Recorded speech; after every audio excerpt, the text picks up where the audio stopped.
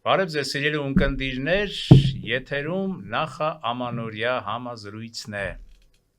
Եվ այսօր մենք պիտի ուզած թե չուզած ամփոփենք արդեն անցնող ֆինիշին մոտեցող տարվա արդյունքները, քաղաքական արդյունքները, մշակութային արդյունքները, տնտեսական արդյունքները, սոցիալական արդյունքները։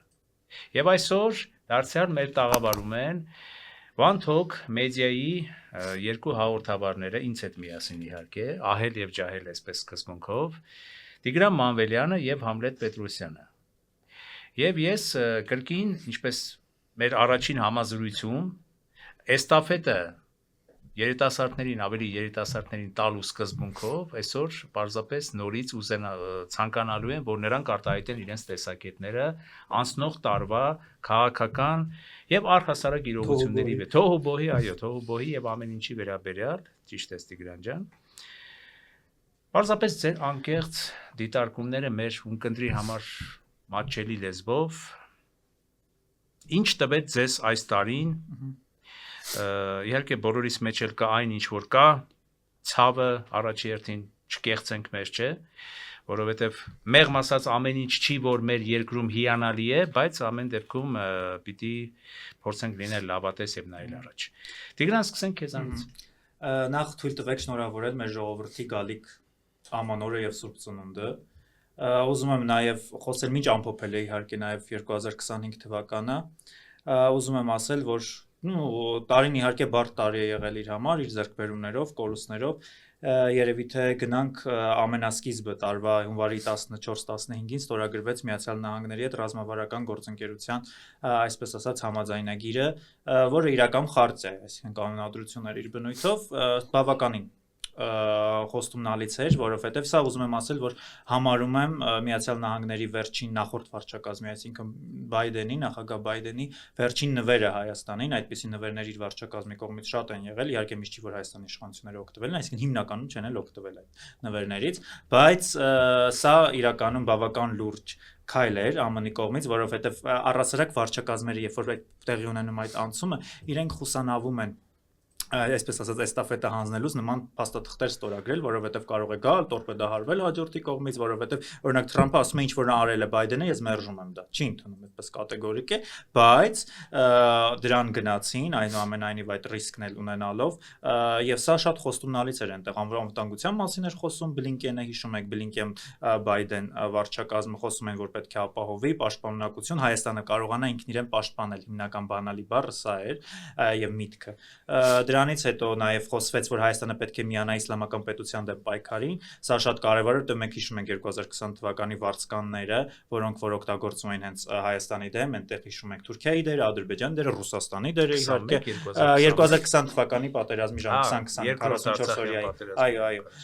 եւ այդ իմաստով դրանից էլ է խոսվեց այդտեղ, խոսվում էր ընդհանուր առմամբ տնտեսական դիվերսիֆիկացիայի մասին, էներգետիկ անվտանգություն, բազմաթիվ ոլորտներ են, իհարկե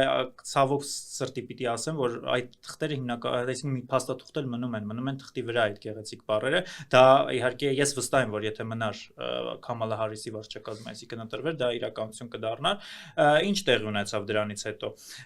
այսպես ասած, երկրորդ кейսով Միացյալ Նահանգների հետ հարաբերությունները հիշում ենք, որ սկզբնական շրջանում զսպիչ դերը պահպանվում էր, կարծում եմ իներցիայով էր պահպանվում, որովհետև օրինակ վերջերս Մարկո Ռուբիոն խոսեց, որ ինքն է կանխել ըստ էության ԱՄՆ-ն է կանխել պատերազմը, որը որ շատ հավանական էր լինելու էր։ Սա իհարկե բարձր են գնահատում ենք, բայց հետագայում փոխվեց քաղաքականություն, հիշում եք Դոնալդ Թրամփին պետք էր խաղաղության Նոբելյան մրցանակ։ Նա բոլոր տեղի կոնֆլիկտները հնարավոր եւ անհնար փորձում էր, այսպես ասած, լուծել, հարթել եւ այլն, կապ չունի թե ինչքանով էր ստացվում, ինչքանով էին դրանք իրականանում, բայց իրեն պետք էր ալիբիներ, կրեդոներ, այսպես իր կրեդո էր ստեղծել, այսպես ասած իր համար, հա, եւ իհարկե մենք ինչ ունեցանք արդյունքում մենք էլ դարձանք դրա victim-ը, հա, դարձանք դրա այսպես ասած զոհը, ինչի համար Որովհետև եթե տեսնեք ինքը ասում է Թայլանդ, Կամբոջայի է դադարեցրել, չգիտեմ, այնտեղ Կոնգո, Ռուանդայի դադարեցրել, այսպես բոլոր երկրներում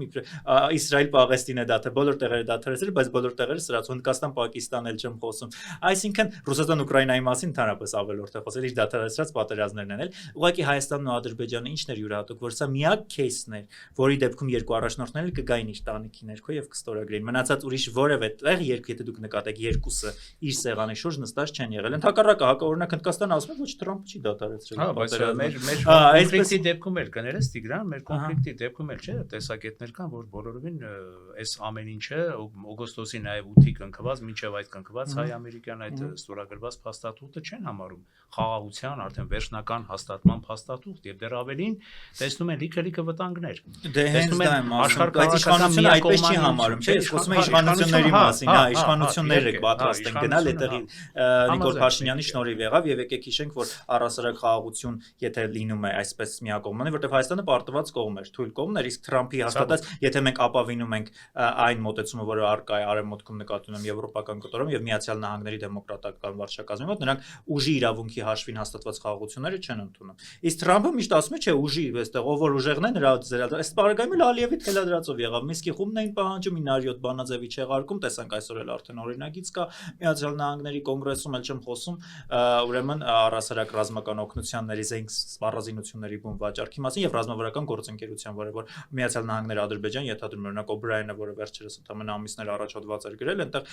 շարադրում էր, որ պայման է եղել, որ Ադրբեջանի հետ որևէ հարաբերություն Միացյալ Նահանգները չի հաստատելու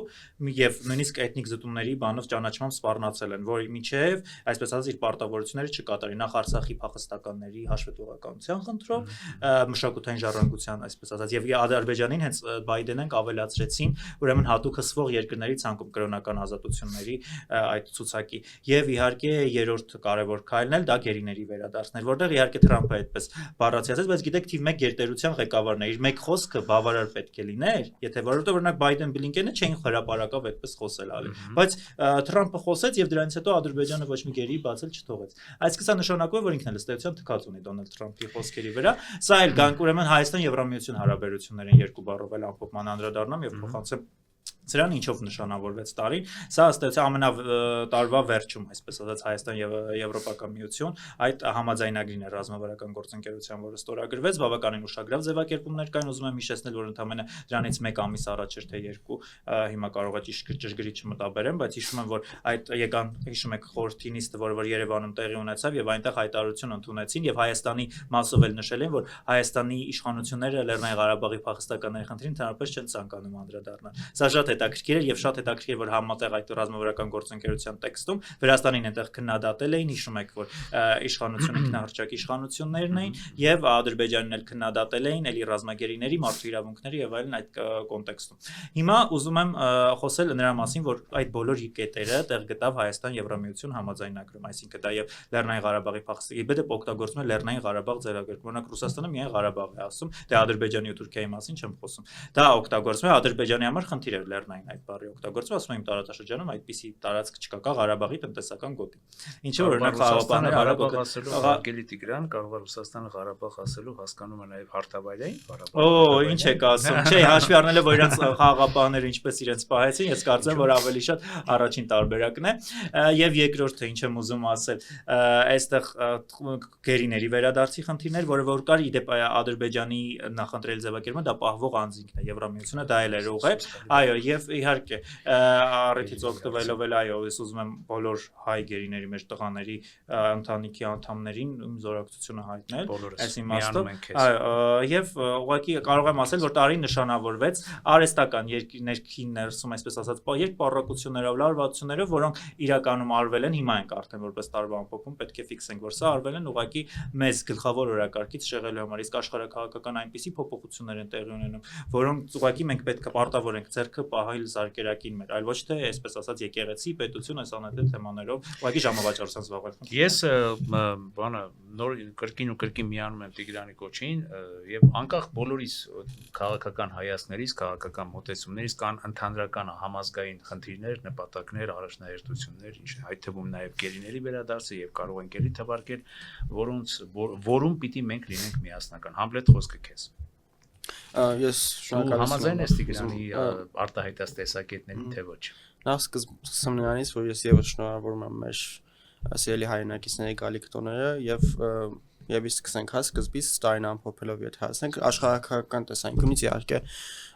շատ էսպես բուրըն տարի էր, ու կարծում եմ, որ բուրըն տարին ավ սպասում ես, 2026 թվականին, թե աշխարհակական տեսանկյունից, թե նաև Հայաստանի համար, որովհետև կարծում եմ, որ 2026-ը ճակատագրական շատ կարևոր տարի է Հայաստանի համար, քանի որ խորհրդարանական ընտրություններ կան,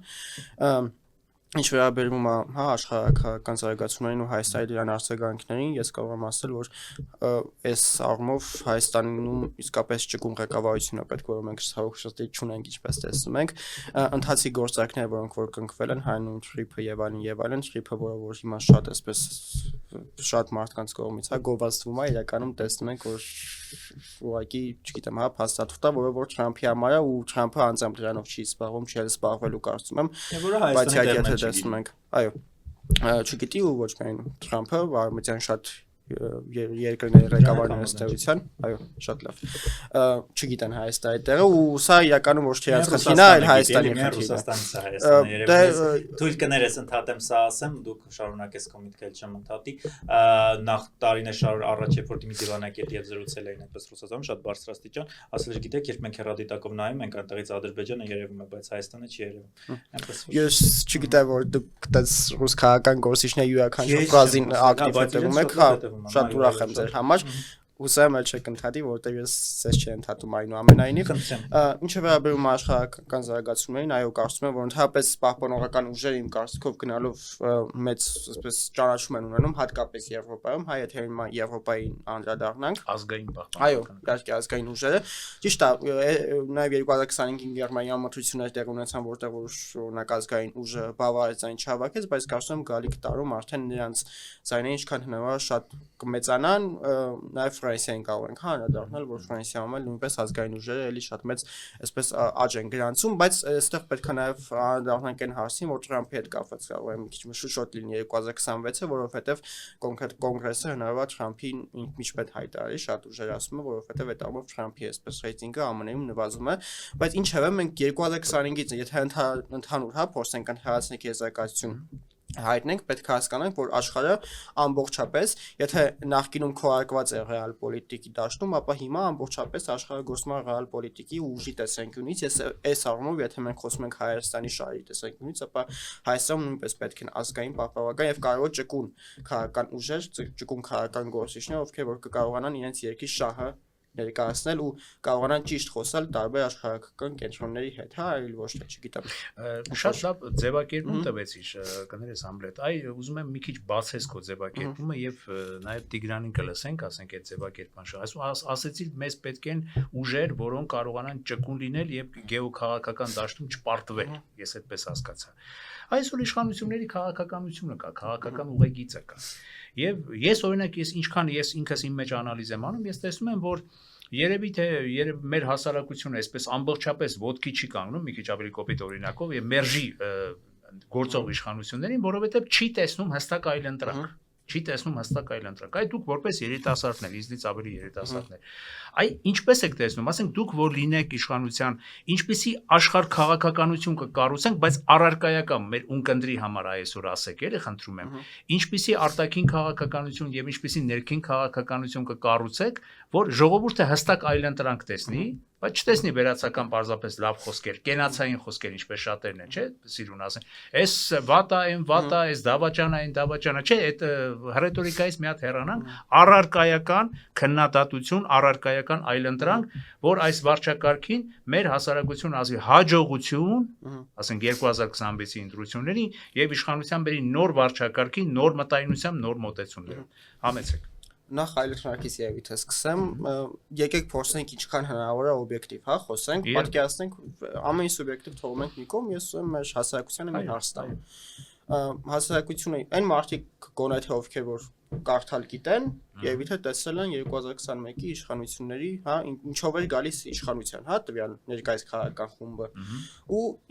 2026-ին մենք ինչ ունենք այս բայդրությամբ, այսինքն 2025-ին 26-ը շատ բան չի փոխվի, ըստ էության։ Ու տեսնի թե ինչ խոսում է իրականացրել եւ ինչ չի արել, եթե դա փորձենք մի փոքր վերլուծենք, այսինքն եթե կարդանք ու տեսնենք հիմա այն ինչ որ գրել են իրականում կա թե չէ, կհասկանանք որ իրականում խոստումներից ու ծրագրից որևէ մեկը չի արվել, դեռ հակառակը, այսինքն ամբողջովին տապալվել է յուրաքանչյուր ծրագիր, որը որ կար 2021 թվականի իրաց նախընտրական խոստումների մեջ։ Ինչ վերաբերում է այլ ընտրանքներին եւս շատ են Հայաստանի Հանրապետությունում, ի տարբերություն 2021-ի, շատ նոր ուժեր կան 2026-ի գալիք ընտրություններին եւ ժողովուրդը եթե այստեղ գիտեք կարևորը այնա որ ժողովուրդը գնա ու մասնակցի ընտրություններին, ինչի որովհետեւ ընդհանրապես մենակ այս իշխանություններին չի վերաբերվում, հա, ցանկացած իշխանության միշտ եղել է ձեռնտու որ ժողովուրդը քիչ գնա ընտրություններ, որտեղ յուրաքանչյուր իշխանություն իր կոնտինգենտը կարացել է հավաքի ու տանի տեղարմաս տարբերություն ընտրության եւ եթե ժողովուրդը իսկապես գնում է մասնակցում ընտրությունների ինքը կարողանում է փոխի իշխանություն որովհետեւ այո դժգոհություններ կան ու դա օբյեկտիվ են այսինքն այնպես չի տենում ենք հա ծրագրից որևէ մեկը չեն արվում ու հիմա ինչ որ արհեստական օրակարգ է հա գեներացում եկեղեցու դեմ արշավա տեղի ունենում բարձր որ ժողովուրդը պետքա դժգոհություն ունենա հա այդ ամեն ինչը վերաբերել ու բարձր որ դժգոհությունը առաջին հերթին պետքա արտահայտվի իրենց քվեով եւ ժողովուրդը պետքա մասնակցի ընտրություններին եւ ձայնը տա Անդիմադիր ցանկալի ուժին, հա, Հայաստանի ես շատ եմ ասել, հիմա էլ եմ ասում, այն երկրներից չի, հա, որ սակավաթիվ քաղաքական գործիչներ կամ կուսակցականներ կան, այսինքն յուրաքանչյուր մարդ կգտնի են մի ուժը կամ մի կուսակցությունը, որը որ քիչ թե շատ իր գաղափարներին է հարում ու կգնա իրենց հետևից կամ առնվազն գոնե ձայնը եկող ընտրություններին կտա իրեն Ինչ վերաբերում աշխարհակրթական տեսանկյունից, Հայաստանը կարծում է, որ պետք է բալանսավորված քաղաքականություն վարի, փորձի ճիշտ է, հիմա իշխանությունները էլի ասում են, որ դե մենք իրենց բալանսավորումը չենք տենում, Նիկոլ Փաշինյանական թեզեր եք առաջ տանում, ընկեր Պետրոսյան, մեկը կասել ձեզ։ Մի վիրավորում, չեմ վիրավորում։ Նիկոլ Փաշինյանը մեկ ասում է, որ մենք Ռուսաստանից գնում ենք, բայց իրական Ռուսաստանի տնտեսությունը էլ ավելի է աճում, թեպետ ես կարծում եմ, որ դա նորմալ է, որովհետև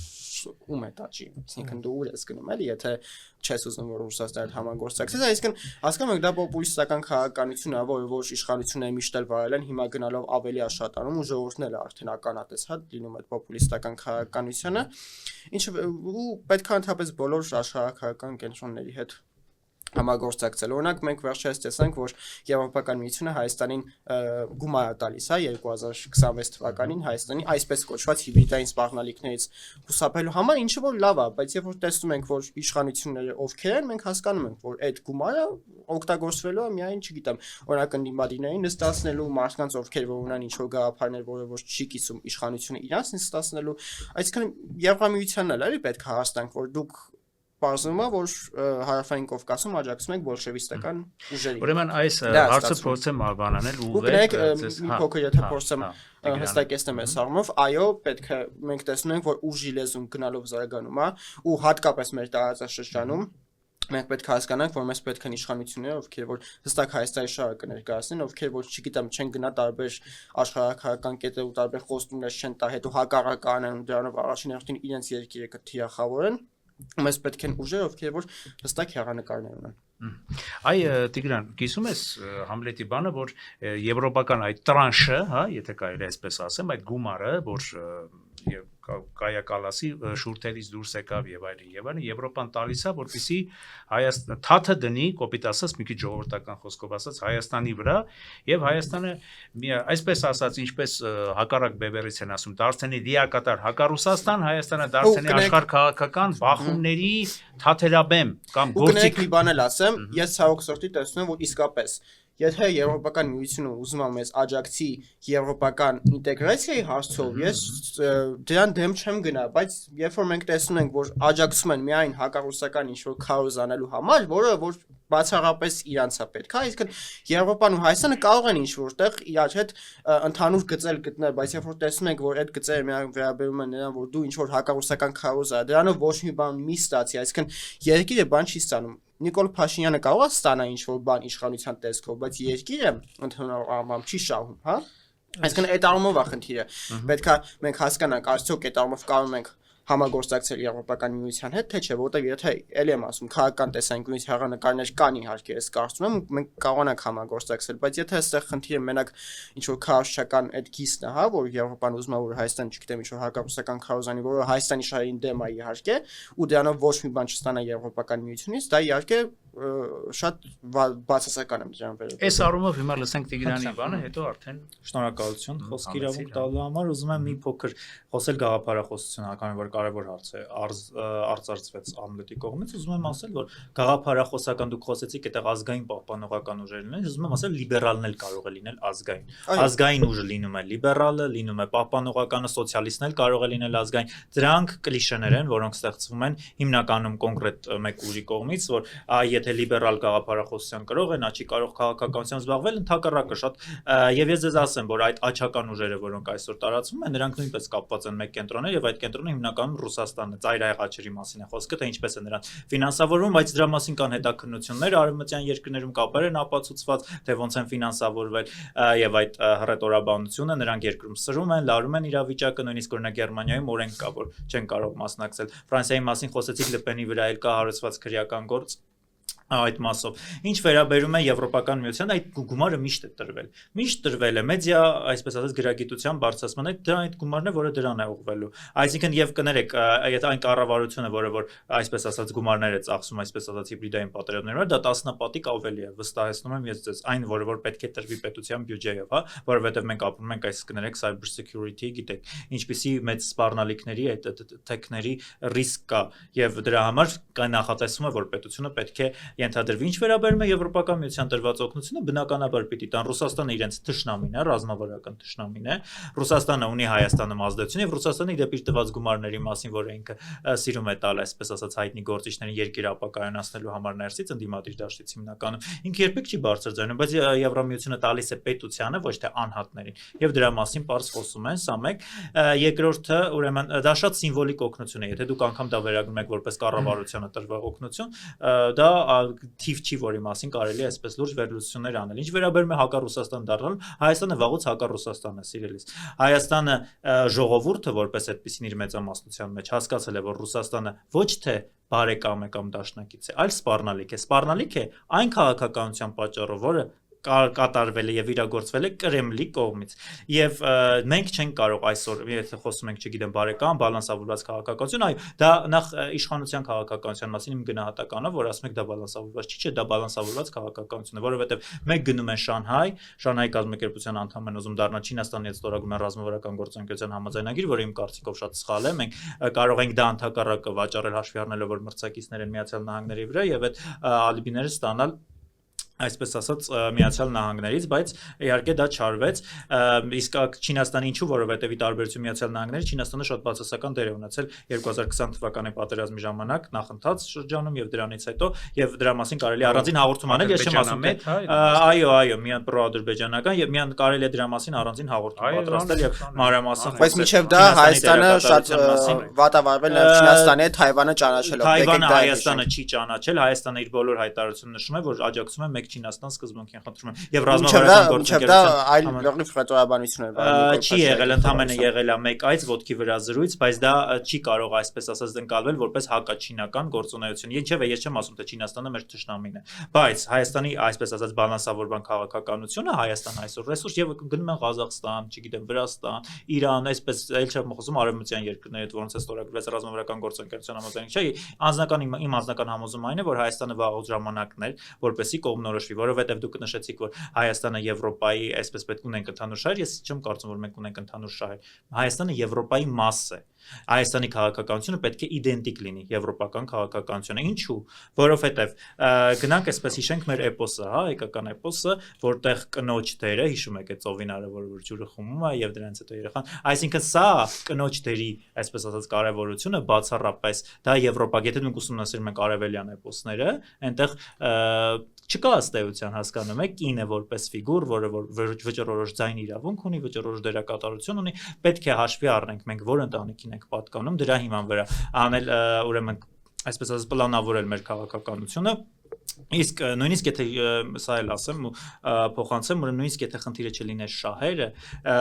կամ այսպես ասած արժեքները որովհետև մենք հասկանում որ ամեն ինչ այսօր ամեն ինչի որ արժեքների դաշտում է այսինքն այսօր մեծ քաղաքականություն միջազգային քաղաքականությունը շահերի հիման վրա է մենք չենք կարող Հայաստանը չի կարող իր ապագան կապել մի պետության հետ որը ապրում է հայերի արյան հաշվին այդ պետության անունը Ռուսաստան է։ Մենք Հայաստանը պետք է հետևություններ անի։ Ես շատ եմ ցանկանում, որ 2026 թվականը լինի հետևություններ տարի անկախ նրանից ով է ընտրվելու, ինչ արդյունքներ են լինելու ընտրություններ։ Եթե մենք ռազմավարական հետևություններ չենք անում, ապա Հայաստանը մնալու է նույն դաշտում նույն այսպես ասած լճացած ստագնացիայի վիճակում կայուն եւ ոչ թե այստեղ նույնիսկ կայուն չէ, սա այսպես ազատ բան է, անկման, այսպես ասած շրջան է, ցիկլ է եւ մեզ իհարկե սպասում են ավելի շատ վատ հետևություններ, տնտեսության մասին խոսեցիք, տնտեսական դիվերսիֆիկացիան անհրաժեշտ բան է, բայց այդ մասով իհարկե այսպես պետք է քննադատեմ իշխանություններին, որովհետեւ որևէ ռեալ քայլ չարվեց, այո շատ ճիշտ նշում եք, որ միայն փաստաթղթեր ստորագրվեցին եւ ուզում եմ ասել, որ այսօրվա դարում փաստաթղթերը երաշխիք չեն որպես այդպեսին Գեղեցիկ բառերի կազմով 3 հռչակագրեր են ստորագրել Թրամփի հետ Միացյալ Նահանգների հետ, բայց դա որևէ բան չի նախատեսում։ Ես կցանկանամ 26 թվականը լինի անելիքների տարի։ Այդ լավ տեղ է կար, կներես մի պա քեզ ընդհատում է, այն որ ասում են դիվերսիֆիկացիա, վերջերս մի տան հայտնի գործի անունը չտամ այստեղ, նա խոսեց պարզ հստակ եւ գնդակը տեղափոխեց իշխանության դաշտ, ասեց այդ դիվերսիֆիկացիա կոչվածը, որը կարևոր բան պիտի լինի, եթե Հայաստանը իրականում ուզում է այսօրվա վարչակարգով հանդերձ եւ չգիտեմ, ապակա փոխել աշխարհ քաղաքական իր կողմնորոշումը վեկտորը։ Նա ասում է մենք ծրագիր ենք ներկայացրել, ինքը տնտեսագետ, ասում է դիվերսիֆիկացիայի, բայց դեռ պատասխան չենք ստացել, այսինքն միգուցե իշխանությունը տեսնում է կամ երկու կամ կա, որ հնարավոր չի այդ դիվերսիֆիկացիան, որովհետեւ հակառակ կողմից էլ պիտի լինի, չէ, պատասխանատվություն, եկել կարգա դեպի ռեալ պոլիտիկ, կամ չի ուզում իրականում դիվերսիֆիկացիանի, ինչ որ քաղաքական ու այլ նպատակներով հանդերձ։ Գիտեք, ես կարծում եմ, որ բոլոր իշխանությունների պարագայում պատեհապաշտության եւ իշխանության մնալու ցանկությունը այդ մարմաճը այնքան խորն է, որ այդ դիվերսիֆիկացիա իրական գործ անելու ռեալ, հա, այսպես նստել եւ on the ground, այսպես ասած աշխատելու, ձեռքերը այսպես ասում են, հա, քաշելու, այսպես ասած, դա չկա։ Շատ եմ ցավում իհարկե, որովհետեւ այդ ժամանակը ուղակի ժամանակ չի, դա այդ ժամանակը մեր պետության, այսպես ասած, լավագույն տարիներն է։ Անձնական իմ համոզումն այն է, որ եթե 2022 թվականին Նենսի Փելոսի այցի ժամանակ, եթե Հայաստանը ռազմավարական շրջադարձ կատարեր, որտեղ այդ առաջարկները կային, այդ առաջարկները շատ լավն էին այն ժամանակ եւ նույնիսկ մի այսպես ասած դիպված կա շատ հետաքրքիր պատմեմ, որը որ ես լսել եմ փակ այսպես ասած մի հանդիպման ժամանակ, այ Նենսի Փելոսին նախագահ Բայդենը ես չեմ խոսում Բլինկենի մասին, որտեղ Բլինկենը կադրային դիվանագետ էր, նա իհարկե այսպես ասած առաջնորդում էր ամերիկյան պետության շահերով, բայց դրական վերաբերմունք եղել է Հայաստանի կողմից դեռ սենատոր ժամանակներից նաեւ նախագահ Բայդենի կողմից, որը որ ես նշում եմ, որ Միացյալ Նահանգներ դարձավ Վուդրո Վիլսոնից հետո ամենահայամետ նախագահն էր, նախագահ Բայդենը, որովհետև գնալով եւ ուղղակի ստորագրելով այդ ռազմավարական գործընկերության շատ քայլեր է արել իրականում, կանխելով ադրբեջանական հարձակումը, զսպելով Թուրքիայի դերակատարությունը, օգնությունները կարող ենք նայել դրամական Հայաստանին եւ Ադրբեջանին տրված ու կտեսնենք տասնապատիկ է եղել։ Եվ այսպես Արցախի մասով իրենց հստակ հայտարարությունները կարծում եմ, որ իհարկե եթե այսպես ասած 2020 թվականի չարաբաստիկ պատերազմը չլիներ եւ ստատուս քվոն այնպես փոխված հա 20 թվականի արդյունքներով, սա մեզ համար լեգ հնարավորություն, իսկ Նենսի Փելոսի հետ կապված էլ այդ դրվագը, որ ուզում եմ պատմել հենց մեր ժողովրդի համար, որպես իմանա, ուրեմն մի այդպես հայերից ուզված հանդիպում է ունենում հայերի հետ, դրանից հետո գնում է նախագահ Բայդենի մոտ եւ ասում է must save these people, այս ժողովրդին դու պետք է պաշտպանես։ Եվ իսկապես սրանք իրական շանսեր են եղել, չօգտագործված շանսեր, հնարավորություններ, որոնք Հայաստանի իշխանությունները ուղղակի, այսպես ասած, կարելի ասել, այս տարիները ուղղակի զբաղվել են ժամավաճառությամբ։ Ես կցանկանամ 26 թվականը լինի իսկապես աշխատանքի տարի, բայց աշխատանքի տարի ոչ միայն ժողովրդի իմաստով, այլև հասարակական կազմակերպությունների, անհատ անձանց, այսպես արմիություններ կլինեն, ցանկացած պետք է գործի դնել հանուն պետականության եւ դա չպետք է լինի կենացների մակարդակի, այսինքն կենացներ ընդհանրապես չեմ սիրում, հա, ոչ մի կյանքում։ Այո, որովհետեւ շատ այո, կարելի է միշտ հիշել, որ քրիստոնեությունը առաջին ընդունածածն է, բայց չգիտեմ ինչ որ եկեղեցին տարի, նույնիսկ եկեղեցու գնալ մասին չի խոսքը, ասենք եկեղեցու կողքով անցնելուց խաչակնկվել, բայց հաջորդ վարքյանին հայը։ Խնդրեմ, երկակի ստանդարտները ամենազզվելի բանն են, այ խոսենք այ որ դուք ասեցիք 2020-ի չարաբաստիկ պատերազմը, օրինակ հիմա շատերը գտնում են, որ 19 թվականի կարգավորման փաթեթը եթե ընդունեինք եւ հենց այստեղ էլ նաեւ մեղադրում են Փաշինյանական վարչակարգին, որ ինքը այդ ժամանակ որ դու ասում ես չփոխեց, այդ ժամանակ նա երևի փոխել էր նաեւ ասում են աշխարհքաղաքական վեկտորը, որովհետեւ ասում են որ դա արևմուտքի արևմտաթուրքական տանդեմի թելադրանքն էր, որ չընդունեց վարչակարգ այդ կարգավորման առաջարկը եւ երկիրը ըստ էության տարավ դեպի անխուսափելի պատերազմի։ Համլետ խոսքը քեզ։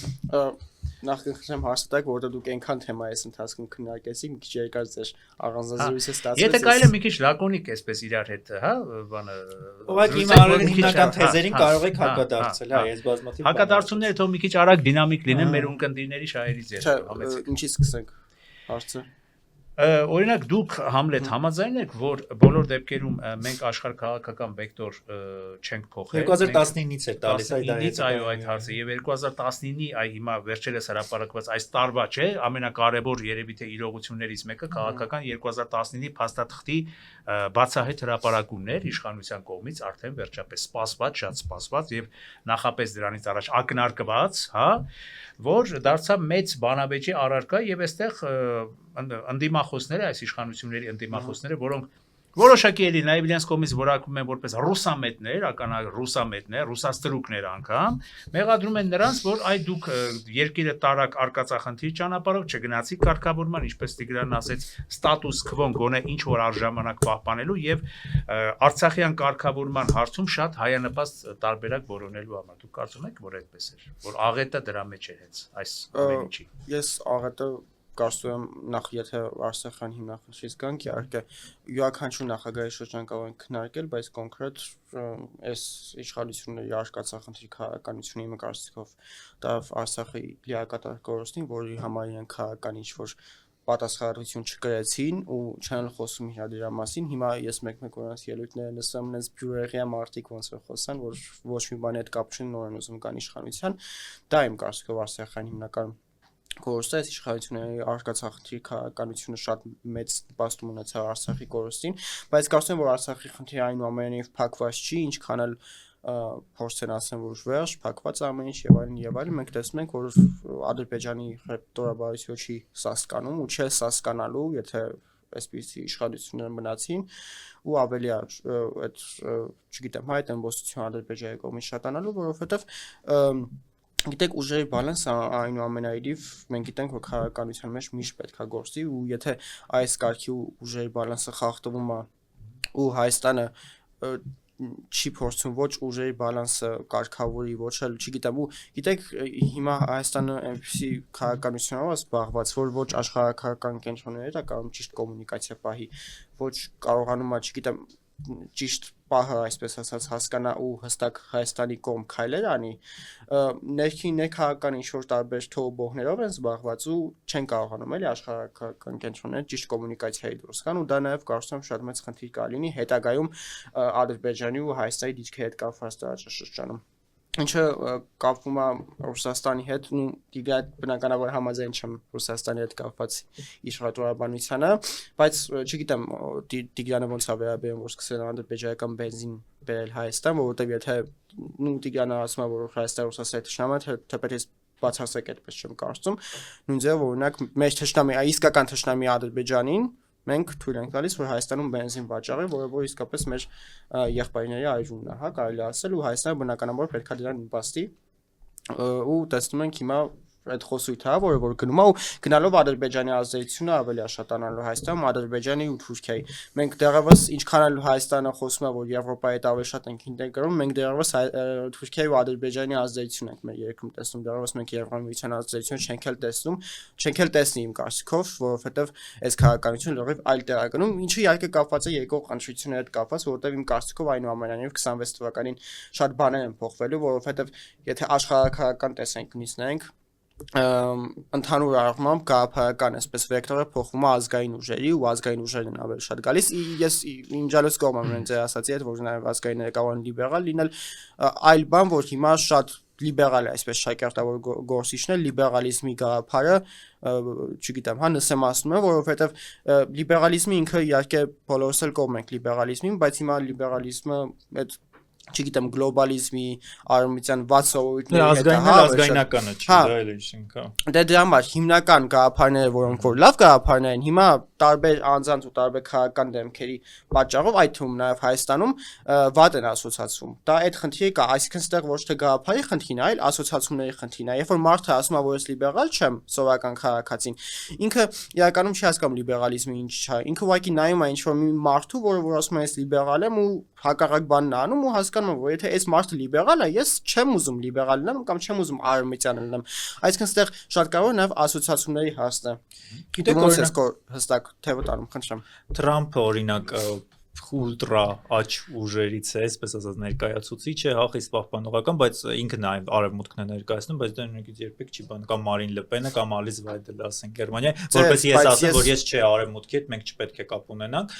կանաչներ կարող են լինել, գիտեք, այնտեղ տեսականին այնքան շատ, հեսա Ռուսաստանը չի, որ մի Պուտինն է, 100 տարի իշխանության եկել է մնում է, չի էլ փոխվելու, հիմա էլ ուզում է 150 տարի ապրի, դա չի։ Դա ձեր տեսակետն է, կնայեք, բայց եթե հնարավոր խոսքը 150 տարի պետք է գիտությունը ստեղծել է այդպես բան, որ հիմա կարան 150 տարի ապրեն նման հավաքություններ։ Դուք այնքան շատ եք իջնած ռուսական լուրերին, հետո ես ճիշտ ասած շատ բան եմ կտամ հետևել ռուսական լուրերին, որովհետև Հայաստանի թշնամիներին միշտ պետք է հետևել։ Ինչ վերաբերում է դուք այնտեղ խոսեցիք Թուրքիայից եւ Ադրբեջանից, որ Թուրքիան եւ Ադրբեջանը Հայաստանի թշնամիներն են, չգիտես ինչու է ցանկում ձեր համար չկա Ռուսաստանը, ինձ համար կա Ռուսաստանը ոչ թե նրա համար որ Հայաստանն է ընտրել իր թշնամուն, չէ, Ռուսաստանը ընտրել է իր թշնամուն։ Մենք այսպես ասած մենք անգամ off the record զրույց ունեցել ենք այդ մասին, ես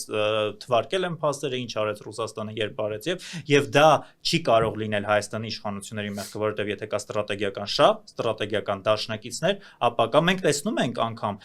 միացյալ հիշում ենք ինչպիսի հարաբերություններ ունեն Նետանյահուն եւ Բայդեն իրար ատում են, բայց ՄԱԿ-ում բոլոր տեղերում այո, անձնական շատ վատ հարաբեր դրա մասին բազմիցս մամուլում գրվել է, ՄԱԿ-ում միշտ քվեարկել են միասին Միացյալ Նահանգները, ես բոլորին եմ հետևում, միայն Ռուսաստանին չեմ հետևելու չէ, հավատալու հարցն է, շատ բաներ կարող են կարդալ, բայց չէ, դա իրականում դա այդպես է եւ դա շատ վաղուց նախապատմություն ունի դրա մասին անգամ հաղորդումներ են պատրաստվել, այնպես չի որ սա սուտ է, բայց իրենք միշտ քվեարկել են միասին եւ համատեղ, իրենք մինչեւ վերջին վարկյանը ուրեմն գումար դոտացիաները գիտեք որ տրվում է Միացյալ Նահանգների բյուջեից գնացել է, գիտեք դաշնակցությունը սա է, ոչ թե ինձ օթանավակայանում չի, դա Ալիևն էլ իր Պուտինին օթանավակայանում չդիմավորեց վերջին անգամ որ գնացել էր Ադրբեջան, բայց ինչ որ Ադրբեջանի նկատմամբ այնպես բաներ չի անում Ռուսաստանը, շատ հետաքրքիր է, էլի ընդհանրապես շատ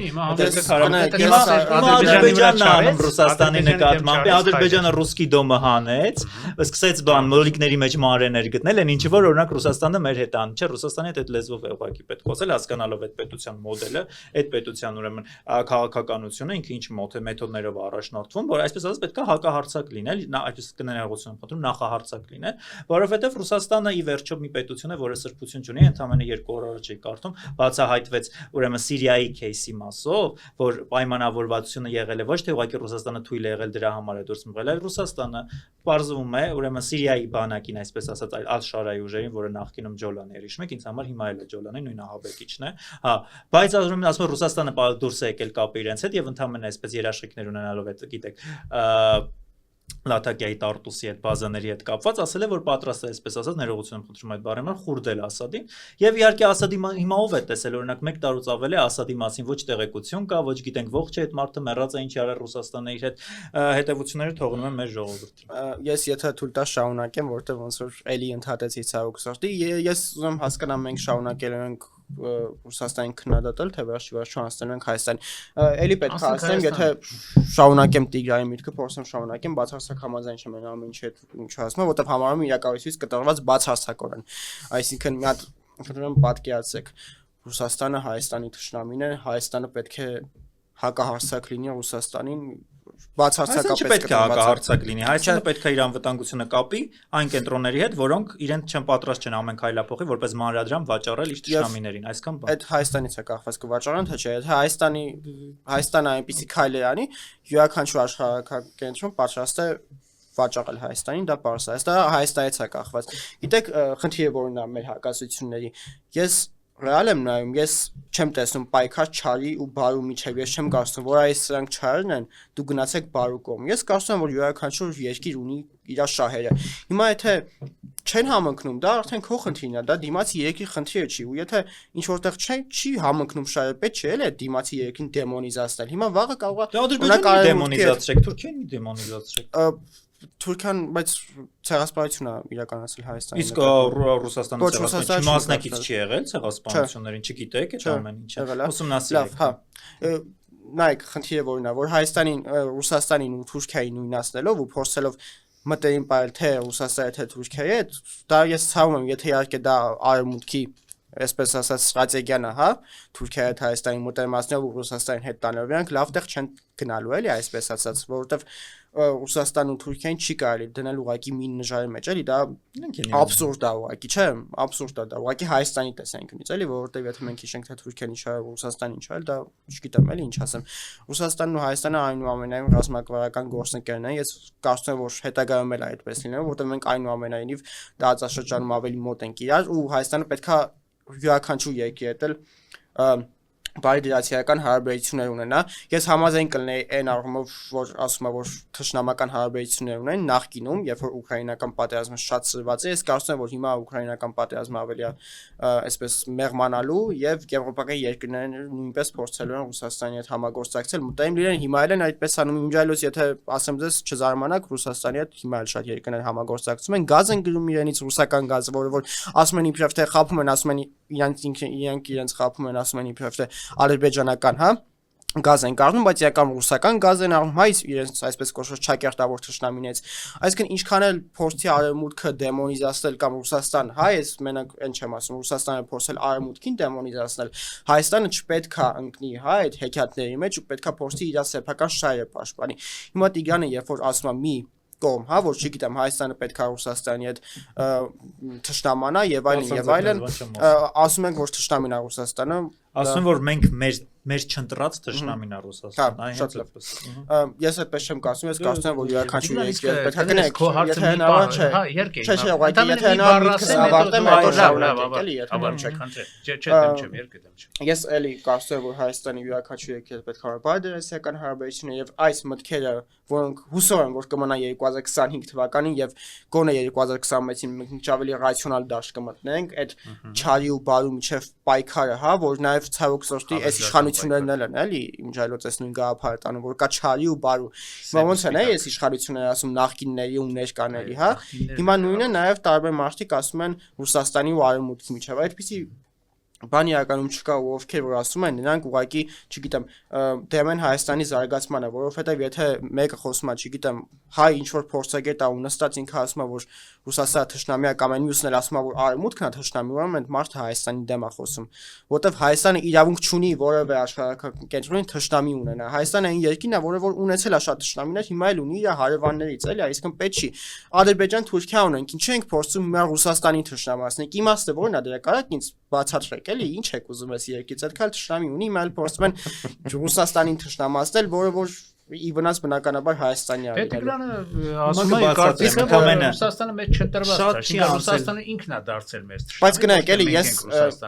ասեմ, որ քանի որ պայմանավորվեցինք, որ պետք է Ռուսաստանի թեման ավարտենք ու ասենք Հայաստանի 2026 թվականի հետ կապված, ես մի փոքր ասեմ նաև ինչ տեղի կունենա 2026-ին։ Այո, հիբրիդային սպառնալիքներին պետք է դիմակայել, դա նաև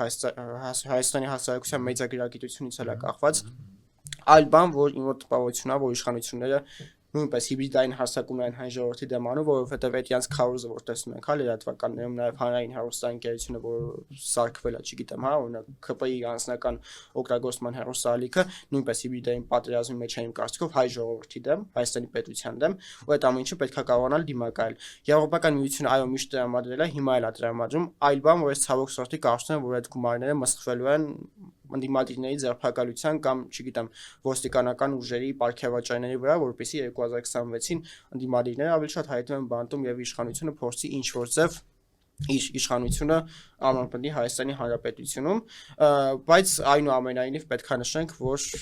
ես այնուամենայնիվ այն հույսը ունեմ, որ 2026-ին տեղի կունենա իշխանափոխություն, չգիտեմ Տիգրանը այդ առումով ինչ կարծիք ունի, ես գոյության հույս ունեմ, որ որպես Հայաստանի Հանրապետության քաղաքացի ամեն ինչ անելով, որպեսզի իշխանափոխությունը տեղի ունենա, մնացած բոլոր քաղաքացիներին կոչ եմ անում անպայման մասնակցել ընտրությունների, կարևոր չի թե դուք ում եք ընտրում, շատ կարևոր է մասնակցությունները ընտրություններին եւ այո 2026-ը ճակատագրական է լինելու Հայաստանի Հանրապետության հետ կապված եւ 2026-ին ընտրություններից են կախված Հայաստանի Հանրապետությունը կզարգանա թե ոչ։ Ու նաեւ այստեղ եթե աշխարհակահաղական տեսանկյունից ենք ասում, պետք է նաեւ Վրաստանի իշխանություններին անդրադառնանք, որոնք որ շատ լավ քաղաքականություն են վարում ու վրացամետ քաղաքականություն են վարում, հա ինչքան էլ որ արմիտյան ռոպագանդան ասում է, որ չգիտեմ Ռուսաստանը մեծ է, ռուսամետ է, հա Վրաստանի իշխանությունը, թեպետ հիմա եթե գիտեք հետաքրքիր է ու սա էլի, որպես եթե Հայաստանը օրինակ չբերենք, պետքա Վրաստանը բերենք։ Վրաստանի իշխանությունները ինչ որ բան անում են, որը բխում է իրենց ազգային շահից, բայց չի բխում Ռուսաստանի շահերից, Ռուսաստանից ազդակներ է գալիս ու հիբրիդային հարձակում է գալիս, որ նայեք Վրաստանի իշխանությունները Եվրոպամետ են։ Նույնը հակառակը, երբ որ Վրաստանի հետ նույն իշխանությունների մոտ քայլ անում, որը որ էլի իրանց երկրի համար է, բայց օրինակ նույնը Եվրոպայի դեմ է ինչ որ ձև, քաղաքական ստրատեգիական տեսանկյունից Եվրոպայի գալիս հաստատներ, որ այս իշխանությունը ռուսամետ է։ Այսինքն յուրաքանչյուր աշխարհակական կենտրոն պարզ է իր շահերն է պաշտպանելու։ Այստեղ այլ բան է, մեր երկրում գտնվող փորձագետները այդ աշխարհակական կենտրոնների ռուպորներն են դառնում ու իրանք էլ են փորձում այդ քարոշչա մեքենան տանել, թե մենք կոնսենսուս ենք ունենում, հասկանում ենք մեր ազգային գիծը որն է ու դրանով ենք շարժվում, ինչպես որ օրինակ արեց վրացական իշխանությունը։ Ես ուզում եմ այսօր ճիշտ ասած մի քիչ լավ բաների մասին ավելի խոսեինք, այսպես, բայց մի տեսակ մեր ունկնդիրների որ քաղաքականության մասին ենք խոսում, մի քիչ դժվար է, բայց որովհետև մի քանի օրից արդեն նոր տարի է, ժողովուրդ ջան, եւ մի քիչ ուրախ վայբերով ենք ուզում, ուրախ ասենք նոտաներով ենք ուզում մի քիչ այսօր խոսեինք, այսօր բան, որովհետեւ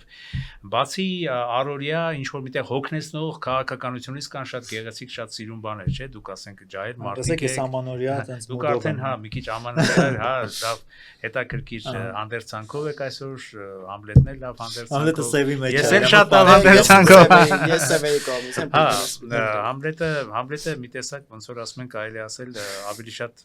համարենք որ ցավն է կրում չէ մեր երկրի մեր հասարակության բայց ուզում եմ որ լավ լինի բնականաբար եւ երբ բոլորս ենք ուզում որ լավ լինենք անկախ մեր քաղաքական տարաձայնություններից անկախ մեր եւ դա էլ է չէ մեր քաղաքական մշակույթի մասը մենք ցանկանանք որ 2026-ին դուք նաեւ բարեմաղթանքներ ասեցիք որ 2026-ը այո լինի քաղաքական ակտիվ մրցակցության բայց գաղափարական մրցակցության տարի որովհետեւ մարդիկ պրագմատիկ այո համաձայն եմ եւ մարդիկ ոչ թե զգայական, էյֆորիկ դաշտում հնարավորություն ունենան ընդհանրապես ընտրելու սրան կամ նրան եւ այլն, այլ մարդիկ իրականում սկսեն մտածել առաջի հերթին, մտոք ընտրեն, մտքով ընտրեն, ոչ թե մենակ այսպես սրտով, ջիգարով, չէ, ոնց որ մեր ժողովուրդն է, չէ, ասենք ինչ որ էմոցիայով տարված, մեկը մի հատ լավ պոպուլիստ եկավ ասեց, այս սրան պետք է նստացնենք, այսա կոռուպցիոնիստ, այսա սրիկայա դավաճանա կամ չգիտեմ ինչ, Նիկոլ Փաշինյանի գաղափարն է հաստատել։ Դուք համարում եք Նիկոլ Փաշինյանի գաղափարը մյուսները համարում է որ նաև անդիմադիր չէ, ասենք զանգվածն է տանում մեզ սխալ ճանապարհով, ամեն դեպքում մի քիչ Համլետ ջան սառնություն եմ ես ուզում, մի քիչ որովհետև հիմա էմոցիոնալ դաշտը, զգայական դաշտը սարսափելի շատ է։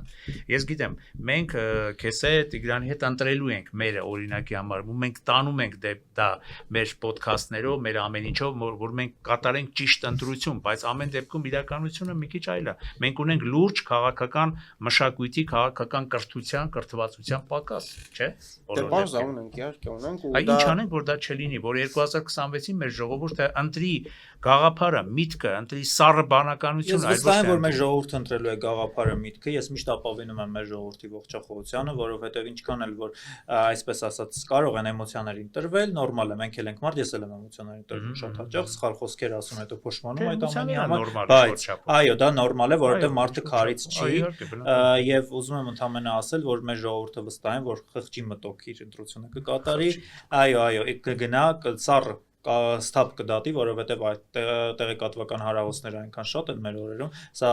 շատ բացասական նշանակություն ունի իհարկե, որովհետև ապակողմնորոշող ուժերի շահություն, ես ընդհանրապես ուզում եմ երկու խոսք եմ ուզում ասել, այսպես չստացվի, որ մենք մեկ կողմին պաշտպանում ենք, մյուսին քննադատում, ես կարծում եմ, որ մտավորական մարդը մշտապես առասարակ պետքա իշխանությանը քննադատի առաջին հերթին հետո նոր ընդդիմությանը Դուք շատ լավ տեղ եք, ես ինչ ասեմ թույլ տվեք միայն խոսքս ավարտեմ, կարևոր բան եմ ուզում ասել, որ իշխանություններին իհարկե պետք է քննադատել, որովհետև իշխանությունն է որոշում երկրի ապագան, քաղաքականությունը, ամեն ինչ իրեն ձեռքին է մեծ հաշվով։ Ընդդիմությանը կարելի է քննադատել, որ բավարար ուժ չի կիրառում, որպեսզի իրենց մտածած քաղաքականություն իրականացնեն, բայց երբ դու տեսնում ես ընդդիմության մտածած քաղաքականությունը, ինչ է ավելի կործանարար է։ Դու հասկանում ես, որ չէ, այս բարագա։ Ուղղակի խնդիրը ո՞րն է այստեղ, դուք խոսեցիք հիբրիդային պատերազմների մասին, խոսեցիք, որ Ռուսաստանը, ես նորից եմ ասում, Հայաստանը Ռուսաստանին որպես թշնամի չի ընտրել, ընդհանրապես 2 ամիս առաջ, 2 ամիս էլ չկա, այսինքն ամիս ու կեսը, նոյեմբերի 9-ի այդ օրն էր, երբ Ադրբեջանում ասում եք Ռուսաստանն է միշտ ուսումնասիրում, չէ, դա Ադրբեջանն է, մեր թշնամին է, հիմնական ասել ձեզ, ուրեմն այնտեղ միջոցառում տեղ ունեցավ, այսպես ասած, հաղթական պատերազմի 5 տարի, հիշում եք, պարադ եղավ, ինչպիսի ուրեմն Ալիևը արեց եւ ուրեմն այնտեղ որևէ արևմտյան երկիր, դուք չեք տեսնի, որը որ գնացել էր եւ Ալիևին турք էր տալիս եւ այսպես ասած իր կազմակերպած ֆարսի առաջ այսպես ասած գլուխ էր խոնարհում մենք հասկանում ենք որ դա Ադրբեջանի նվիրված պատերազմ է նվիրված պատերազմ 5-6 երկրի կողմից սարքած Հայաստանի դեմ մենք գիտենք ինչպես է տեղի ունեցել վարձկանները ով բերեց ինչ զենքով կռվեցին հայերի դեմ ուղղակի խնդիրը որն է եւ այնտեղ ներկա էր մեր Հայաստանի ստրատեգիական դաշնակից Ռուսաստանը անգամ այդ ռետորաբանցը դա վաղուց եղել ինքնաթիռի պատմություններ էր եղել այս սրումներ էր եղել Ադրբեջան Ռուսաստան այսպես լոլիկների պատերազմներ էր եղել բայց Ռուսաստանը այդքան է գնահատում իր դաշնակցին Հայաստանի որովհետեւ Ռուսաստանի համար Արցախի հարցը վաղուց փակ է եւ մենք պետք է եթե դուք խոսում եք նրա մասին որ Արցախի հարցը փակ չի ապա Հայաստանը պետք է այն ուժերի հետ գոնե թե գնա այսպես ասած եւ իր քաղաքականությունը կոորդինացնի որոնք Լեռնային Ղարաբաղին գոնե Լեռնային Ղարաբաղ ձևակերպումը օգտագործում են եւ փախստականների մասով հաշվետվողականություն են իրականացնում այսինքն եւ գումարի տրամադրման մասին է խոսքը գոնե առայժմ եթե հնար գոնե հարթակները օգտագործում են վերադարձի իրավունքի մասին խոսելիս մշակութային ցեղասպանության հարցերը բաց չեն թողնում եւ առամարում Ռուսաստանից ես երբեւե այդպիսի բան չեմ լսել իսկ օրինակ արմենիան երկրներից ինչ որ քայլ դե ես ասում քայլ եմ տեսել որ մի Բայդենի վարչակազմը կրոնական ազատությունների հսկվող ցուցակում որտեղ չկար Ադրբեջանը մտցրեց Ադրբեջանի եւ դրա մասին այսպես ասած խոչընդոտեց դա խոչը դա եթե կմնար Բայդենը կտեսնենք թե դա ինչ հետևանքներ կունենար այո կամ կմնար Բայդենը կամ կընտրվեր Քամալա Հարիսը հիմա արմենիան արժեքները կախված են անձանցից կան ուրեմն կան մարդիկ ովքեր երևույթների ոչ թե դեստրուկցիա այլ դեկոնստրուկցիա կողմնակիցն են Թրամփը դրա կողմնակից է Թրամփի ուրեմն ազգային անվտանգության ռազմավարությունը նայեք ինչ աղմուկ է բարձրացնում եվրոպական երկրների մոտ ուղղակի շոկի մեջ են այդ ամենից Ֆրանսիայի պարլամենտը ընդունել է բանաձևեր դատապարտել մշակութային ցեղասպանությունը Բելգիան է արել Շվեյցարիան է արել դրա մասին Հունաստանում Կիպրոսում են արել գիտեք Հայաստանը ունի բազմաթիվ պոտենցիալ դաշնակից երկրներ եւ դրանք ես ասում եմ որ դուք որևէ մեկ բացի իհարկե Սերբիայից եւ չեմ սխալվում եւ Հունգարիայից դե բնականաբար եւ Սլովակիայից որոնք գնացել եւ Ալիևի առաջ գլխարկ են խոնարհել նոյեմբերի 9-ի այդ ֆարսի միջոցառման ժամանակ իսկ ինչ էի ուզում ասել երկու ուրեմն կարևոր կետով նաև ուզում եմ խոսել հիբրիդային պատերազմների եւ հիբրիդային սպառնալիքների մասին ես ընդհանրապես ուզում եմ հիշեցնել որ նույն այս տարի եղավ հրապարակում որ Ռուսաստանի պաշտպանության նախարարությունից եղել են հարձակումներ Հայաստանի Հանրապետության կառավարության կայքերի վրա կներեք հիբրիդային պատերազմ միայն Ադրբեջանից չկա։ Հիմա մենք դրան պետք է եղավ այդ մասին պաշտոնական տեղեկատվություն եւ հրապարակում։ Ուզում եմ պաշտոնական մամուլը Հայաստանի, բան կներեք, կառավարական մամուլը, դա հրապարակեց, որ եղել է այդ հիբրիդային հարձակում։ Հիմա ես ուզում եմ հասկանալ, եթե Ռուսաստանի պաշտպանության նախագահի մեզ թշնամի չի ընկալում, ինչի պետք է մենք բարեկամ երկրներ ենք իբրև թե դաշնակից նույնիսկ դա դաշնակցային մոտեցում է։ Երկրորդը, այդ տեղեկատվական հիբրիդ, այսպես ասած, գործելակերպի մեկ այլ դրվագ։ Երբ ասում են, որ Ֆրանսիան այստեղ բերում է ատոմային թափոններ, միջուկային թափոնները, ներողություն եւ այստեղ ոչնչացնում է Հայաստանի տարածքում, հետո դա հերքվում է։ Եվ այսպես բազմաթիվ դրվագներ ընդհանրապես վերջերս էլ նոր այսպես ասած բանակ։ Գիտեք, մենք պետք է հասկանանք, մենք պետք է իդենտիֆիկացնենք Հայաստանի բարեկամներին։ Լավ, չեք ուզում թշնամի բառը ասեմ, ոչ բարեկամներին։ Սա այն պետություններին, որոնք Հայաստանի Հանրապետությանը սպառնալիք են հանդիսանում։ Ռուսաստանը վաղուց համալրել է Ադրբեջանի եւ Թուրքիայի շարքը։ Ռուսաստանը, Ադրբեջանը եւ Թուրքիան միևնույնն է։ Իմ ասելիքը, իմ մեր ժողովրդին հենց սա որ մենք պետք է սա հասկանանք այս կետից, այս ելակետից, այսպես ասած մեկնարկային կետից սկսած, մենք պետք է կառուցարկենք մեր քաղաքականությունը արդեն 2026-ին 2026-ի սպասելիքների իմաստով ես կարծում եմ որ տարին թեժ է լինելու անգամ էլ ենք խոսել այդ մասին կոմպրոմատների առումով, այսպես ասած թեժ ընտրական տարի է սպասվում, մենք տեսնելու ենք այսպես ասած միմյանց գոտկատեղից ներքև հարվածներ, իհարկե շատ ընդունված բան հայկական քաղաքական դաշտում, ընտրությունը ես ասել եմ անգամ էլ արդեն որ իշխանափոխություն չեմ կանխատեսում, այսինքն Նիկոլ Փաշինյանը վերարտադրվելու է միարժեք եւ միանշանակ, բայց ընդդիմափոխություն եմ կանխատեսում, կարծում եմ, որ արդեն խորհրդարանի երկրորդ մեծ ուժը կլինի մեր ձևով շարժումը, որը որ այսպես շատ ակտիվ գրասենյակներ է բացում քաղաքում, չեմ կարծում, թե նա չի մասնակցի ընտրություններին եւ այսպես ասած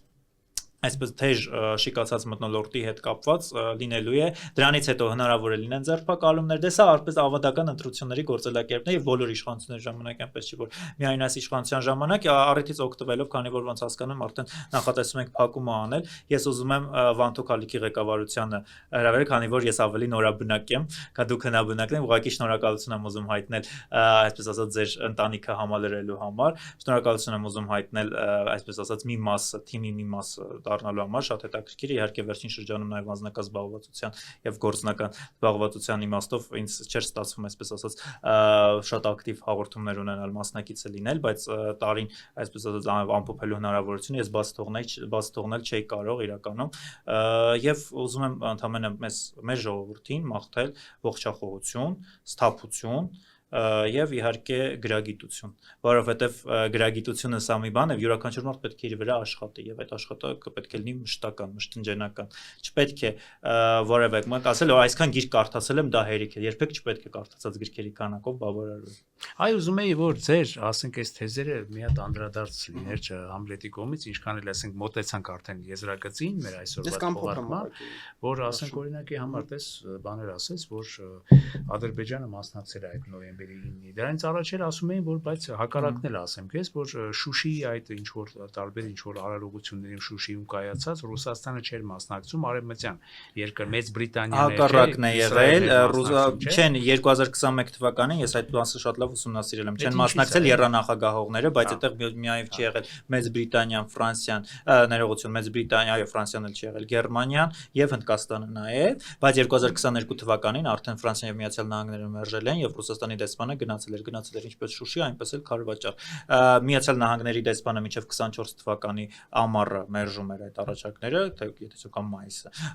Այնտեղ այսպես հիմնական պատճառաբանությունն էր, Մարկ Լիբին պատասխանեց Միացյալ Նահանգների դեսպանը Բայդենի ժամանակ ասաց, որ եթե այսպես ասած երբ որ կցանկանամ այդ ժամանակը գնամ, չեմ պատրաստվում իրեն լրագրող այդպես ինչու դուք Ղարաբաղի մարգարիտ եւ ադրբեջանական անունով տվել եք Շուշի անունը, ինչի չեք գնում եւ նա ասել եւ հետո իրեն արտաքսելու սպառնալիքներ ներկայացել Ադրբեջանի ղեկավարությունը մամուլում խոսել են որ նրան Պերսիսկ այնտեղ գիտեք, բայց միայն կառավարական մամուլ է Ադրբեջանում, ուրիշ մամուլ չկա, բռնապետություններին բնորոշ է Ադրբեջանին, Հյուսիսային Կորեային, Ռուսաստանին եւ այլն։ Եվ ուզում եմ ինչ եմ ուզում ասել այստեղ ինքը ուղղակի արտաքսման սպառնալիք է, այսպես ասած, ազդեցության տակ եւ երկրների խզման մասին էին խոսում հարաբերությունների ընդհանրապես գնաց, բայց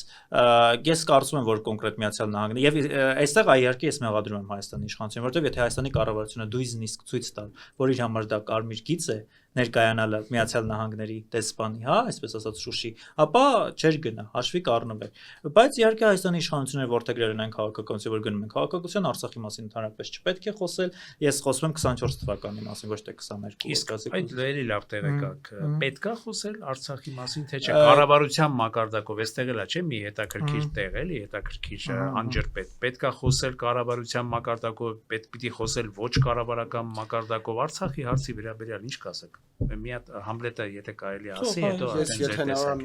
ավելի սկզբից սկսեմ նախ այն տեսակետների հետ, հա, Ռուսաստանի հետ կապված, այ Տիգրանը իր խոսքում մի շատ կարևոր բան շեշտեց, հա, որ Ռուսաստանը տարբեր լրատվամիջոցներում գրել էր, որ չգիտեմ, հա, Ֆրանսիան թափոնները ինչ որ բերում Հայաստան եւ այլն, պետական լրատվամիջոցներ, այնտեղ ուրիշը չկա։ Իմ կարևոր մեսիջը մեր ժողովրդին է, որ Հայաստանը չդառնա աշխարհակահաղական մանրադրամ։ Մենք պետք է հասկանանք, որ աշխարհակահաղականությունները ինչպիսին են Ռուսաստանը, Եվրոպական միությունը, բարձ է, որ իրանք Հայաստանի սիրուն աչքերի համար մեջ չեն, հա, շփվում, բարձ է, որ յուրաքանչյուրը ունի իր շահերը, տեսակետները, ու այստեղ բարձ է, որ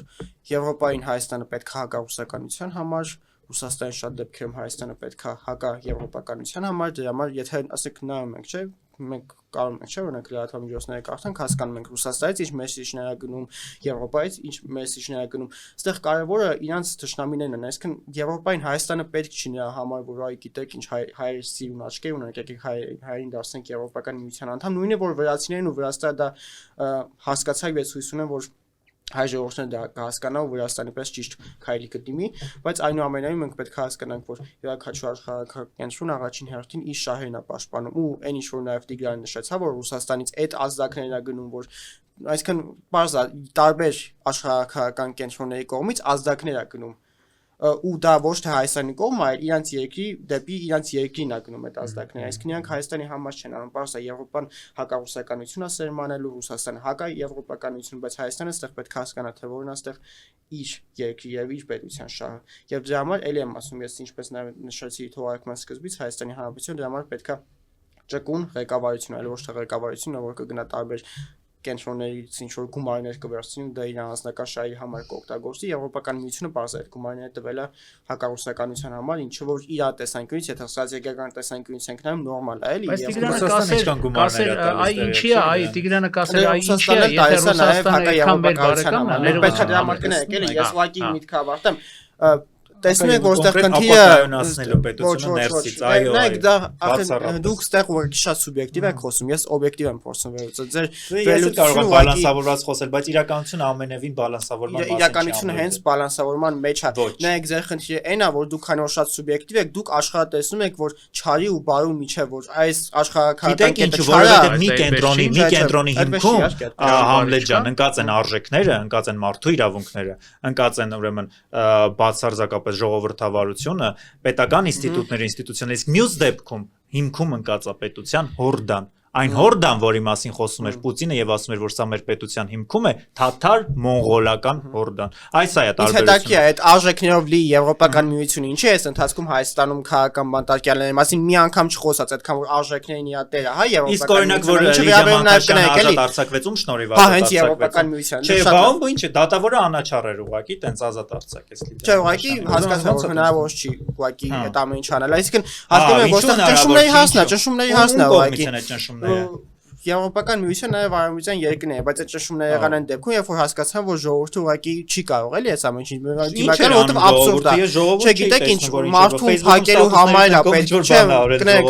մարդուն փակելու համար է ինչ որ մի բան պետք։ Լիդիա Մանդաշյանի դեպքում դա էլ անգամ չկար, էլի, թե չէ իրան էլ կփակեին էլի, չէ, էլի, որ մեր պետությունը այդքան ժողովրդավար կամ ներկայիս բայց ով ասեր հիմա դե ժողովրդավար չի եթե արևմուտքը չկա ինչու պիտի բաց թողնեին օրինակ հարց եմ տալիս ինչն է ստիպում իշխանությանը ժողովուրդը հելել էր այդպես ինչ որ ցույցեր էր անում չգիտեմ կատվածահարել պետությունը ճանապարհ պետք է որ Հայաստանում լինի ինչ կողմից սերմանվող իշխանություն իսկ կհասկանա այդ դեպքում որ ժողովուրդը կհասկանա որ արևմուտքը բացարձակ ուղղակի կապ չունի այդ արժեքների հետ գիտեք էլի եմ ասում խնդիրը ախր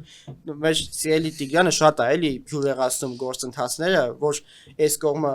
Էսա անում, այս կողմը բարին է ուզում անի։ Իրականում այդպես չի։ Ռեալ պոլիտիկան, այս չէ։ Տիգրան ասում էր որ Ռուսաստանը դուք հիմա հակասում եք, բայց դուք ինքներդ ձեզ այդ նախադասությունով հակասում եք։ Եթե արևմուտքի, եթե որևէ արժեք չլիներ եւ արևմուտքի միակ շահը մեր տարածք, ես վստահ եմ որ այդ միակ շահը չի, բայց եթե միակ շահը լիներ այստեղ Ռուսաստանից դուրս մղելը, ապա դա միանշանակ բխում է Հայաստանի Հանրապետության շահերից։ Եթե նույն ուրիշ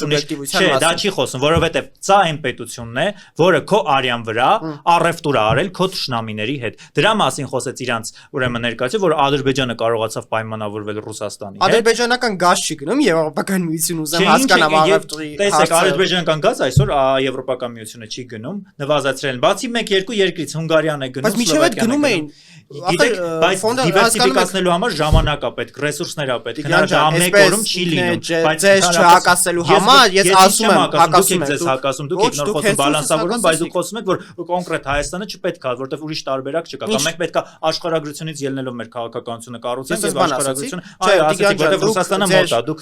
ծայրահեղ ռադիկալության պատճառով ամեն նախադասությունում ձեզ հակասում եք, դուք ասում եք, որ մենք չպետք է այն երկրի հետ համագործակցենք, ով մեր թշնամու հետ համագործակցում, տնտեսական համագործակցության հետ, բայց դուք պետք է հիշեք, որ Եվրոպական միությունը տնտեսական համագործակցությունը չի հետաքրքիր, խոսքը գնում է մեր հաշվին, մեր զինվորների արյան հաշվին, առևտուր անելու մասին է։ Այսինքն Եվրոպական միությունը կապ չունի մեր Եվրոպական միությունը որևէ կապ չունի։ Եվրոպական միությունը շատ մեծ մեղք է գործել 2020 թվականի պատերազմի ժամանակ, երբ լռել է, որևէ բառ չի ասել, եւ դրանից հետո ոչ, մինչեւ հետո չի լռել, մինչեւ այսօր նկատի ունեմ, բայց դրանից հետո նրանք ստացել են 2020 թվականի ագրեսիան սանձազերծած Ռուսաստանի կողմից Ուկրաինայի նկատմամբ, եւ որը կարող է գալ եւ մոտենալ իրենց դռները հասնել։ Մենք կարևոր արևմուտքից Պրահայի փաստաթուղթը ստացանք, Պրահայի փաստաթուղթը դա եղել է Պրահայի փաստաթուղթը եղել է բացառապես Ռուսաստանի քաղաքականության արդյունքում եւ 2022 թվականի սեպտեմբերի 13-ի հարձակման արդյունքում, որտեղ գյուղացիները նկարահանեցին եւ հրապարակեցին տեսանյութերը, թե ինչպես են այսպես ասած ուղեկալները հավաքում, սահմանապահները ռուսական, որոնք կանգնած են այդտեղ հեռանում եւ ադրբեջանական զորքին հանձնում բոլոր կոորդինատները, ադրբեջանական զորքն էլ հարձակում։ Դա եղավ, դա մից այսօր էլ կա, կարող է դիտել համացանցում։ Իսկ եթե դուք ինձ հարց եք ուղղում, ես չեմ կարող եւ ինձ մեղադրում եք իմ տեքստի հակասականությամբ Հասկանալի է, դուք էլ եք ինձ մեղադրում, բայց ես սպասում եմ դուք ավարտում եք, հետո շարունակում եք։ Չէ, շատ կարևոր բան է, որ հենց այդ պահին պատասխանը։ Դե դա ձեր մոտեցումներն են, ես մոտեցումները չեմ ցույցում եւ արեմության մոտեցումներն են, քեզից ընդհատել եք։ Ուսում են այ պատասխանի Տիգրանին, հակա, եթե մենք մեր զրույցը կառուցում ենք մի քիչ այսպես բայց մենք արդեն ոնց որ պետք է մեր զրույցը ավարտենք ու եթե հա, նոր ես բայց քանի որ թեման թեմա է բերում, դուք չասեցիք, օրինակ Տիգրանը հարց տվեց, նաև հարց ուղղեց ակամայից ձեզ, որ ասենք ինչի Ադրբեջանը ասենք մասնակցեց այդ նոյեմբերի 9-ի այդ շքերթին եւ այլն, դրանով հանդերձ շեշտելով, որ նա ավելի պրոադրբեջանական դիրքորոշում է տալիս։ Դուք դրա մեջ ինչ եք տեսնում, արդարացնում եք Ռուսաստանին, թե ոչ, կամ դատապարտում եք Ռուսաստանը, ընդհանրապես հարց, ես կողմնակի մարդ։ Ինչպես նաև միջև այդ նշեցի, որ Եվրոպան ադրբեջանական գազ է գնում, ես դրանով Եվրոպային չեմ դատապարտում, հասկանում եք, որովհետև ես ռադիկալության չեմ տանում, ես փորձեմ բանականություն մտցնեմ մեր զրույցի մեջ։ Ես ոչ Եվրոպական միությանն եմ դատապարտում, ոչ Ռուսաստանին եմ դատապարտում, ոչ Միացյալ Նահանգներին եմ դատապարտում։ Ես եթե ուզեմ ինչ-որ մեկին դատապարտեմ, պետք է դատապարտեմ մեր երկրի իշխանություններին, որովհետև եթե մենք այստեղ խոսում ենք ռեալ պոլիտիկի մասին, մենք պետք է մեր երկրի ազգային շահից խոսանք ու մեր երկրի շահի ներկայացուցիչներից խոսանք։ Որ մենք սխալը մեր մեջ է։ Սխալը մեր իշխանությունների մեջ է, այս պայդությամբ ովքեր որ կառավարում են, եթե խնդիր է տեղի ունենում, սխալը մեր մեջ է, որովհետև յուրաքանչյուր երկրից տեղի շահին է տանում։ Տիգրանը նշեց, որ ինչպես ասեց, հա, որ չգիտեմ, համագործակցում են Ադրբեջանի հետ մեր հաշվին, ինչ կարծիքով, ես այդպես չեմ համարում։ Նույնը համագործակցում է Եվրոպական միությունը, որին ես ելի եմ ասում, նորմալ է, յուրաքանչյուր երկիր իր շահերն է պաշտպանում, եւ քանի մեր ժողովուրդը այդ պարզ բանը չի հասկացել, որ ոչ մեկ քո սիրուն աչքերի համար քո համար չի պայքարելու, դու պետք է հասկանաս, որ յուրաքանչյուր երկիր իր շահերի համար է գործում, ու դա նորմալ է։ Այսինքն պետք չէ էլի մենակ Ռուսաստանի թիրախավոր, Եվրոպան էլ է համագործակցում, նորմալ է, ինչպես նաև Ռուսաստանը։ Յուրաքանչյուր երկիր իր շահերին է պաշտպանում։ Հայաստանը էլ պետք է պաշտպանի, ոչ թե դառնա աշխարհակահական մանրադրամ, մեկ գնա Ռուսաստանի մոտ, մեկ գնա Եվրոպայի մոտ, արդյունքում ոչ մի կողմում էլ չհայտնվի վերջում։ Պետք է յուրաքանչյուր երկրի հետ համագործակցի, յուրաքանչյուր երկրի հետ ու ամենակարևորը Ստեղ մնալով։ Չէ, հիմա մենք ենք Հայաստանը մեկը մնալու այստեղ, Հայաստանը չի գնալու։ Մարդիկ ենք չգիտենք։ Ինչ ենք անելու ըստ ձեզ Համլետ եւ ասենք Տիգրանը ասեց։ Այսինքն ինչ պիտի անենք աշխարհակահաղական, որ փոխվի այս ամեն ինչը, որ ասենք մենք գնանք ավելի մեր արտաքին քաղաքականությունը դրվի ավելի ճիշտ ուղեգծերի վրա։ Հայաստանը ցավոք սրտի չունի այդպիսի ուժ աշխարհակահաղական չգիտեմ, տարբեր իրադարձությունները փոխելու համար Հայաստանը ուղղակի պետք է ունենա, ելի վերադառնում ենք նախորդ ասածից։ Ճկունություն աշխարհակահաղական փոփոխություններին ճիշտ արձագանքելու համար։ Դրա համար պետք է որ Հայաստանը փորձի բալանսավորված քաղաքականություն վարել, բոլորի հետ փորձի հաշվի նստել, չփորձի թշնամիներ գտնել, որովհետև առանց այն էլ ունի ու իր թշնամիները ոնց որ չի տեսնում, իր թշնամու բենզինն է ոնց որ բերում Հայաստանում ծախում, բայց մնացածին թշնամի է հանում, էլի Հայաստանի խնդիրն է, ստեղ ոչ մնացածին առավելապես Ռուսաստանի միայն։ Այս պայդրությամբ Ռուսաստանին վաղը կարող է Փաշինյանին ձեռքատարից Ռուսաստանի հետ համագործակցի արևմուտքին անի, իրան կապ չունի։ Այստեղ էլի եմ ասում, հարցը դուք միշտ տանում եք, փորձում եք տանեք այդ աշխարհակահաղական հարց, որ այ այս ռուսականն է, այս եվրոպական է, այստեղ հարցը ոչ Ռուսաստանն է, ոչ եվրոպական է։ Չէ, հիմա կարող ենք արդեն ասել ընտրություն։ Մի քիչ այս կողմենք, թե մի քիչ այն կողմենք, մի քիչ այսպես ռուսամետ ենք, թե մի քիչ արևմտամետ ենք։ Գուցե այդ բանը է եկել պետք է լինի ոչ ռուսամետ, ոչ արևմտամետ։ Եթե գիծը, ես ուղղակի ուզում եմ մի քիչ ավելի առարկայական միասին հասկանալ։ Այդ հայկական գիծը որ երկի հետ համագործակցության գիծն է։ Դա ռացիոնալության գիծն է, դա պրագմատիզմի գիծն է, ինչը որ օրինաչում է նաև մեր շատ սիրելի եվրոպական երկրներում, հա։ Ճիշտ է, հիմա շատ ուժեր ասում են, որ չէ, շարունակում են Ռուսաստանի թշնամի համար, բայց մեկը Ռուսաստանի հետ համագործակցություն տեղի ունենում, նաև տեղի ունենում Միացյալ Նահանգների հետ։ Նույն տանում Միացյալ Նահանգները, այսինքն օրինակ լսել եք, որ Միացյալ Նահանգները ինչ որ այս բարեդրությամբ գոնե որ պրագմատիկ քաղաքականություն է փորձում վարի, Ռուսաստանի դեմ ինչ որ թշնամական հարաբերություններ փորձի վարել, ճիշտ է, Թրամփը մի փոքր փորձում է, բայց այնուամենայնիվ հարաբերությունների դիսկուրս գնում է, այսինքն մենք պետք է փորձենք բոլորի հետ համագործակցություն ունենալ ու եւս մի կարևոր բան, մենք պետք է կարողանանք տարբերել երկրի քաղաքականություն, գերտերության քաղաքականությունից։ Գերտերությունները ունեն սպეციფიկ քաղաքականություն, ու մենք չպետք է գերտերությունների մեջ փորձենք թշնամիներ գտնենք, այսինքն ասենք այ Ռուսաստանից ինչով ենք օրինակ պակաս, որ քեզ բանն բարձր որ Ռուսաստանից պակաս ենք այնքանով որ Ռուսաստանը գերտերություն է նույնը որ Միացյալ Նահանգներն է գերտերություն մենք պետք է հասկանանք որ մենք այս բարդույթում կոնա թե փոքր պետություն ենք ու մենք ունենք մեր ազգային շահերը իսկ մեր ազգային շահերը բխում է յուրաքանչյուր այդ համագործակցելով ու այդ համագործակցության արդյունքում մեր հայկական շահը ինչ որ ձև բարձրացնելով բարձր այս չեմ ակնկալում ինչ որ ծառայություններ բայց պետք է փորձել գոնե ինչպես արդեն նախորդին նշեցի աշխարհակահաղական մանրադրամ չդառնալ ու մեր իսկ պետական շահերը պաշտպանել, բայց հիմա ես տեսնում եմ, որ հակառակն է տեղ ունենում։ Ինչը վերաբերում է 2026 ընտրությունների հետ կապված, ցավոք սրտի ես կարծում եմ, որ մեր ժողովուրդը կփորձի էլի իր էմոցիաներով շարունակի անխի, ինչը ես խորհուրդ չեմ տալիս, որովհետև դա ծանր հետևանքներ է ունենալու, բայց այնուամենայնիվ մեր ժողովրդին խորհուրդ եմ տալի, փորձենք մի քիչ այսպես դրական, գոնե ամփոփենք մեր եթերը, խորհուրդ եմ տալիս պրագմատիկ ընտրություն կատարել եւ հասկանալ, որ այստեղ խոսքը ինչքան էլ փորձում են ասել Ռուսաստանի ու Արևմուտքի միջև չի, որովհետեւ